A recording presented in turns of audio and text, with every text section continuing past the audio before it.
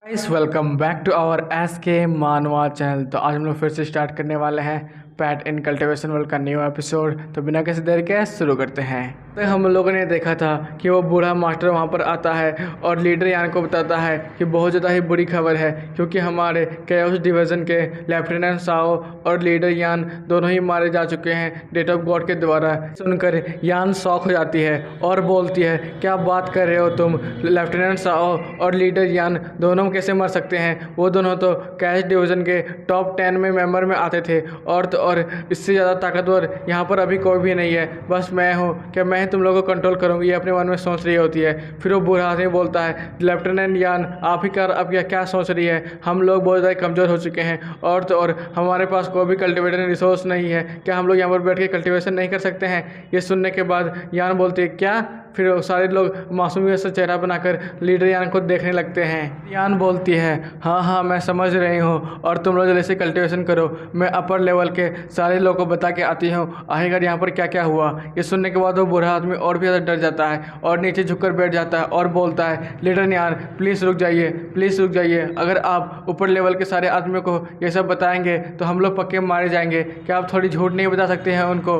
फिर हम लोग देखते हैं लीडर यान को, जो कि कुछ सोच रही होती है और वो बोलती है, क्या बकवास कर रहे हो तुम लोग? मैं कैसे उन लोगों को झूठ बोल सकती हूँ? फिर हम लोग देखते हैं सारे आदमी को जो कि बोल रहे होते हैं, प्लीज़ लीडर यान हमें बचा लीजिए, प्लीज़ लीडर यान हमें बचा लीजिए। लेकिन तभी सनबू वहाँ पर आ जाता है और लीडर यान का हाथ पकड़कर उससे कहीं पर ले जाने लगता है। यह देखकर लीडर यान बोलती है, हे आखिरकार तुम मुझे कहाँ ले जा रहे हो? फिर वो बहुत ज़्यादा शर्माने लगती है। हमारा सनबू उसे दीवार के किनारे ले जाता है और ये देखकर यान बोलती है, आखिरकार तुम ये क्या कर रहे हो? हमारा सनबू हम लीडर यान के बहुत ज़्यादा करीब आ जाता है और बोलता है, लीडर यान अभी जो तुम करने वाली थी वो सब सही नहीं था। ये सुनने के बाद हमारी यान अपना मुँह घुमा लेती है और बोलती है, आखिरकार मैं करूँ तो करूँ क्या? तुम्हें पता ही होगा वो सारे लोग जनरल हैं और मुझसे भी ज़्यादा स्ट्रांग है, लेकिन उनकी वजह से लेफ्टिनेंट यान की मौत हो गई है और तो और लेंग भी मारी जा चुकी है। इसलिए मुझे ही यहाँ का हर एक सिचुएशन का देखभाल करना पड़ेगा। मैं कैसे उन सबको पनिश होकर मरने दे सकती हूँ? मैं कुछ ना कुछ करके उन्हें बचा ही लूँगी। सुनने के बाद सनबू तो शौक हो जाता है और अपने मन में सोचता है, ये लड़की तो बहुत ज़्यादा डम है लेकिन बहुत ज़्यादा सुंदर है, आखिर मैं करूँ तो करूँ क्या? क्या धीरे धीरे फिसल रहा है गाइस, तो कोई बात नहीं, स्टार्ट करते हैं हम लोग। फिर सनबू बोलता है, आखिरकार तुमने क्या क्या सोचा है ये तो बता दो। फिर हमारी लिंग उसे आंख मारती है और बोलती है, तुम्हें चिंता करने की ज़रूरत नहीं है, मैंने कल ही अपनी आंटी से बात कर ली थी, मैंने उसे सब कुछ बता दिया था आखिरकार सिचुएशन कैसा है। उसने मुझे बताया था कि मुझे जनरल बन जाना चाहिए और सारे लोगों को कंट्रोल करना चाहिए, जिससे कि वो आराम से सारे बच भी जाएंगे। मैं उनसे कुछ ना कुछ तो काम करवा ही लूँगी। सुनने के बाद हमारा सनबू अपने मन में ही मन सोच रहा होता है, इस लड़की का फैमिली बैकग्राउंड जो है वो मैं जितना सोच रहा था उतना सिंपल नहीं है, ये तो बहुत ज़्यादा स्ट्रांग है और ये 300 आदमियों को यहाँ तुरंत मंगवा ली और बहुत सारे लोग मारे भी गए तो इनकी फैमिली को कुछ भी नहीं हुआ। फिर वो बोलता है, आखिरकार लेफ्टिनेंट साहब जो मारे गए हैं उसका जिम्मेदारी कौन लेगा? फिर यान अपना मुंह नीचे कर लेती है और वो बोलती है, मुझे नहीं पता, मेरे हिसाब से जो कि मैंने कंप्लेन किया था कि वो खुद के द्वारा ही बर्निंग माउंट की तरफ चले गए थे, तो वो सारी जिम्मेदारी उन्हीं के पास डाल देंगे और उसकी जगह पर एक्सचेंज करने के लिए कोई दूसरा आदमी जल्दी 2-3 महीने में आने वाला है। ये सुनने के बाद हमारा सनू बोलता है, क्या 2-3 महीने? ये तो बहुत ज़्यादा बड़ा टाइम है, क्या वो लोग जल्दी नहीं आ सकते हैं? फिर हमारा सनू उसके गौर से देखने लगता है, वो बिल्ली सी बर्ताव करने लगती है और उससे पूछती है, जब भी मैं मुसीबत में फंसूंगी और मेरे पास बस एक ही सब ऑर्डिनेट है, वो हो तुम। अगर मैं मुसीबत में फंसी तो तुम मेरी मदद करने के लिए आओगे ना? उसके बदले मैं तुम्हें स्ट्रॉबेरी दूंगी,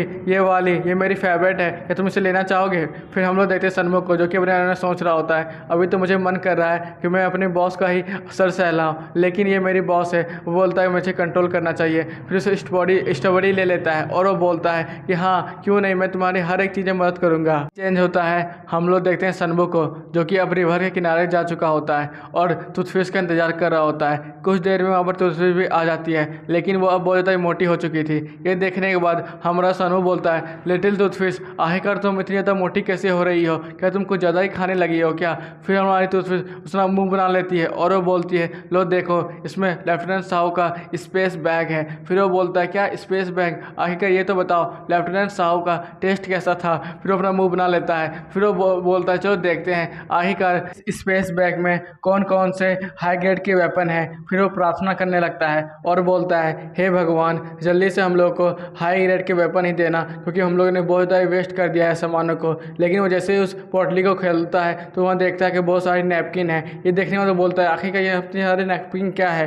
फिर वो एक ग्लास जैसी चीज़ों को उठा लेता है और वो बोलता है आखिरकार ये क्या है, ये कोई लगता है सेफ्टी गार्ड है। फिर वो देखता है कि वहाँ पर एक ब्रासलेट और एक चाबुक होता है और वो बोलता है ये तो लड़की का सामान है और ये चाबुक यहाँ पर क्या कर रहा है। आखिरकार फिर हम लोग देखते हैं अचानक ही उस ब्रेसलेट को हमारी टूथफिश खींचने लगती है। ये देखने के बाद हमारा सनबू मन ही मन मुस्कुराता है और वो बोलता है क्या क्या तुम्हें इस ब्रेसलेट को चाहिए, लेकिन मैं नहीं देने वाला हूँ, ये बहुत ज़्यादा कीमती चीज़ है। ये बोलकर उसे मारने लगता है। फिर हमारी टूथफिश अपना मुंह दूसरे की तरफ घुमा लेती है।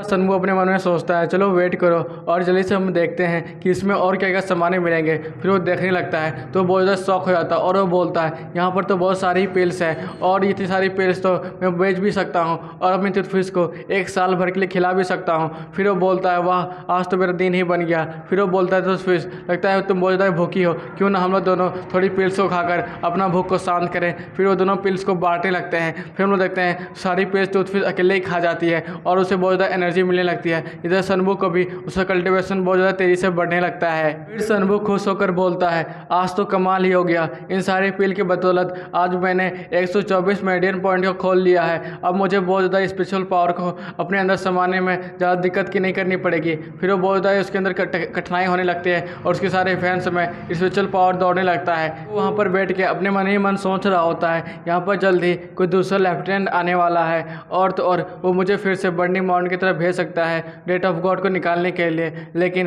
इस बार मैं वहाँ पर गया और वहाँ पर बहुत ज़्यादा ही खतरा होता है, अगर मैं मारा गया तो मेरी बहन का क्या होगा। और तो और ये जगह बहुत ज़्यादा खतरनाक है, यहाँ पर तो कल्टिवेशन करने की उपाय भी बहुत ज़्यादा ही कम है, यहाँ पर बस इविल एनर्जी ही रहती है। फिर वो अपने मन में सोचता है अगर बहुत सारे कल्टिवेटर यहाँ पर आएंगे तो मैं चुपचाप यहाँ से निकलने का कोई ना कोई रास्ता ढूंढ ही लूँगा। सीन चेंज होता है, हम लोग देखते हैं एक आदमी को जो कि वहाँ पर आ चुका होता है। फिर वो इधर उधर कुछ ढूंढ रहा होता है, तभी वो देखता है अंकल सायो और ब्रदर जैंग को। फिर वो उसके पास जाता है और वो बोलता है भाई लोग मैं आ चुका हूँ फिर से मोती ढूंढने के लिए। फिर वो अंकल सायो बोलते हैं ठीक है तुम आ ही चुके हो तो याद रखना रात में यहाँ पर बहुत ज़्यादा खतरा होता है और रात में बाहर नहीं निकलना और डेमन से बच कर रहना। फिर वो बोलता है धन्यवाद मुझे ये सब बताने के लिए। फिर वो जाने लगता है। फिर वो अंकल यांग बोलते हैं मो जो है बहुत ज़्यादा ही अच्छा पर्सन है, लेकिन वो नहीं जानता है आखिरकार रिवर में बहुत सारे मॉन्स्टर हैं और वो मोती भी ढूंढ नहीं पाता है। फिर दूसरा बोलता है अरे भाई मैंने सुना है कि वो बहुत दिनों से गायब था, मुझे लगता है वो कुछ ना कुछ तो सीख ही लिया होगा कुछ दिनों में। चेंज होता है, हम लोग देखते हैं उसी